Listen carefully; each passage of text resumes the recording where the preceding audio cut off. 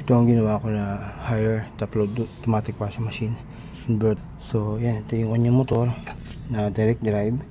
Convert ko siya ng motor ng hindi inverter na automatic. So kasi sira na yung kanyang controller board.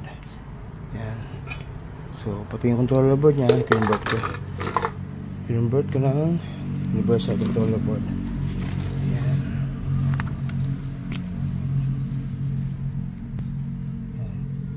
So yung kasing original na board niya, wala silang mahanap. Then just in case na may makuha man yan, siguradong mahal yan kasi inverter siya. Yun, kaya convert ko siya ng controller board, and then pati yung motor kailangan i-convert dahil direct drive to. Kailangan yung inverter na board para siya umandar. So ito direct to 20 to 20, then kinokontrol siya ng controller board.